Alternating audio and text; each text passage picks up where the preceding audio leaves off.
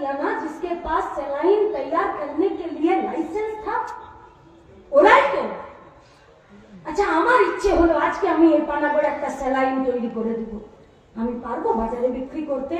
কি গো মায়েরা, পারবো আমি বাজারে বিক্রি করতে? পারবো না তো? তাহলে আমার স্যালাইনে মোহর লাগাবে, তবে তো আমি আমার স্যালাইন বিক্রি করতে পারবো। তাহলে মোহর কে লাগালো জাল স্যালাইনে? কে লাগালো মোহর?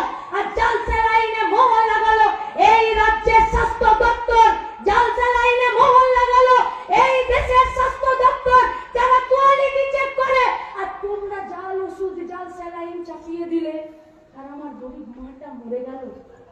তোমরা জাল স্যালাইন চাপিয়ে দিলে, আমার বাচ্চাটা মরে গেল। আর তারপরে তোমার পদত্যাগের দাবিতে জাল স্যালাইনের কারবারি কে করছে সেটা জানতে গিয়ে যখন মেদিনীপুরের ছাত্র যুব মহিলারা সবাই ওখানে জড়ো হলো, তখন তুমি আমাদেরকে অ্যাটেম্প্ট টু মার্ডার কেস দিলে। ফোন করলে তুমি, অ্যাটেম্প্ট টু মার্ডার কেস হলো আমাদের উপরে। 516 জনের নামে অ্যাটেম্প্ট টু মার্ডার কেস হয়েছে। 516 খানি 5,16,000 ছাত্র যুব মহিলা লাল ঝান্ডার কর্মীদের নামে অ্যাটেম্প্ট টু মার্ডার কেন? আর যা যা নন অ্যাভেলেবল সেকশন আছে, अगर दम है लगा कर देखो, আমরা রাস্তা ছাড়বো না। যারা আমাদের মাদেরকে খুন করেছে, যারা আমাদের বাচ্চাদেরকে খুন করেছে, আর ডাক্তারের সাথে আর ওষুধের সাথে আর হসপিটালের সাথে, এটা তো একটা বিশ্বাসযোগ্যতার সম্পর্ক নাকি? কোনোদিন ডাক্তার দেখাতে গিয়ে ডাক্তারকে ফিরে জিজ্ঞেস করেছেন নাকি যে পেটে ব্যথা হলে, গ্যাস হলে, মাথায় ব্যথা হলে দিব্যি করে বলো ভাই মা বাপের নামে ওষুধটা ঠিক কিনা জিজ্ঞেস করেছেন কোনোদিন ডাক্তারকে? হসপিটাল গিয়ে কি বলেন যে আমাকে তাড়াতাড়ি বেডটা দিয়ে দিন, আর যদি স্যালাইন ফুটতে 2 মিনিট দেরি হয় তখন বলে ডাক্তারবাবু আমার চিকিৎসা শুরু হলো না। এই তো ডাক্তারের সাথে আমাদের বিশ্বাসের সম্পর্ক। ये तो भरोसा का नाता है दवाई के साथ। ये तो স্যালাইন আর ওষুধ আর ডাক্তার আর স্বাস্থ্য ব্যবস্থার সাথে আমাদের আস্থার সম্পর্ক। কে ভাঙলো এই আস্থার সম্পর্ক? যারা শুধু মাত্র নিজেদের পকেট ভরাতে চায়, আর जो लोग सिर्फ मुनाफा करके अपना पॉकेट भराना चाहते हैं, उसको सरकार नहीं व्यवसायी बोला जाता है। हम लोग सरकार चाहते हैं, व्यवसायी चाहिए ना। কি করলো এরা? ব্যবসায়ী ছাড়া এরা কি? মুনাফা লাভ ছাড়া এদের কি উদ্দেশ্য আছে? अरे वो दिल्ली का सरकार मोदी हम लोगों का 100 दिन का काम, उसका पैसा ये लोग कटल कर लिया। পশ্চিমবঙ্গে 100 দিনের কাজ হচ্ছে না। একই গাজর একটাই মূল্য, যেটা 16 থেকে 24 সাল পর্যন্ত দেখাচ্ছে তোমার বাড়ি হবে, তোমার বাড়ি হবে, তোমার বাড়ি হবে। আরে বাবা কবে হবে? বলছে এবারও হবে না, আবার ফিরে লিস্ট বার হবে। কি হবে?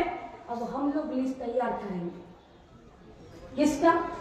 কারা আমার ঘর কাটছে তাদের। কি হবে? তো লিস্ট হবে তো পাড়ায় পাড়ায়। আমরা কাদের লিস্ট তৈরি করব? যারা লুটে খেয়ে গায়ে গায়ে নিজেদের বিল্ডিং পিটছে, বানাবো তো লিস্ট, বানাবো তো। যারা বাইপাসে দাঁড়িয়ে ট্রাক পাস করে দালালি করছে, তাদের লিস্ট বানাবো তো আমরা লিস্ট বানাবো তো। যারা কয়লা আর বালির গাড়ি পার করে দিচ্ছে, কি বানাবো কি বানাবো না? বিএলআরও অফিসের বাইরে যারা একটা জাল বিএলআরও সিন্ডিকেটের অফিস চালাচ্ছে ওই অন্যালের মতো জায়গায়, তাদের লিস্ট আমরা বানাবো তো, বানাবো কি না? তাহলে আমরা শুধুমাত্র আমাদের আবাস যোজনার ঘরের তালিকা আর 100 দিনের কাজের কাজ করে টাকা না পাওয়ার তালিকা বানাবো না। এবারে আমরা যারা লুটে খেয়ে নিজেদের ভুঁড়ি বাড়াচ্ছে তাদেরও তালিকা বাড়াবো। আর हम लोग भी देखेंगे प्रशासन और मीडिया के दिल में और उसका कलेजा में कितना दम है যে ওদের নাম প্রকাশ করতে পারে কিনা। লড়াইটা রাস্তায় দাঁড়িয়ে হবে, দাঁড়িয়ে। আর আমরা জানি যে লড়াই করতে গেলে কষ্ট করতে হয়। কি জানি তো?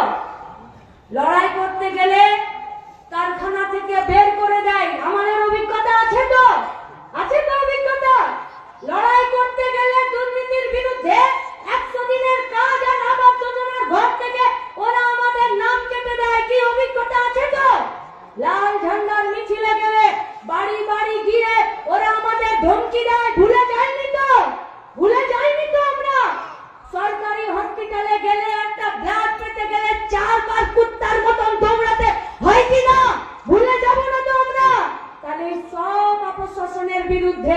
যদি রুখে দাঁড়িয়ে লড়াই করতে হয় তাহলে এই পশ্চিম বর্ধমানের বুকে, এই পশ্চিমবঙ্গ রাজ্যের বুকে লাল ঝান্ডা ছাড়া কে আছে? কে আছে? माई का लाल था पश्चिम बंगाल में लाल झंडे का सरकार। किसी माई का लाल का हिम्मत नहीं था हम लोगों का घर का बहू बेटियों के तरफ आंख उठा के देखने का। था इस पश्चिम बंगाल में लाल झंडे का सरकार और इस भारतवर्ष में यूपी वन सरकारे 61টা এমপি যে কোন কারখানাতে তালা লাগানোর আগে মালিককে শ্রমিকের সাথে বসতে হতো। আর আজ সালানপুরের রাস্তা থেকে শুরু করে ছোড়া থেকে শুরু করে এই পানাগড়ের বাজার যতগুলো কারখানা আছে সেই কারখানাগুলোতে কিছু দালালদেরকে পকেটে ভরে নিয়ে শ্রমিকদের উপরে আক্রমণ করছে মালিকরা। ছেড়ে দেবেন? ছেড়ে? ইলেকট্রিকের বিলের কত দাম বেড়েছে? পারবেন ছেড়ে দিতে? ওষুধের দাম কত বাড়লো? পারবেন ছেড়ে দিতে? জিনিসপত্রের দাম কত বেড়েছে? পারবেন ছেড়ে দিতে?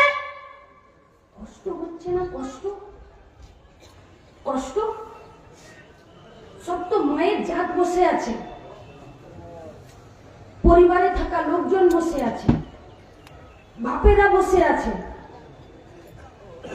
आज जाइए घर और रात को बैठिए इत्मीनान से। रिक्वेस्ट है हम लोगों का। और टीवी खुलूं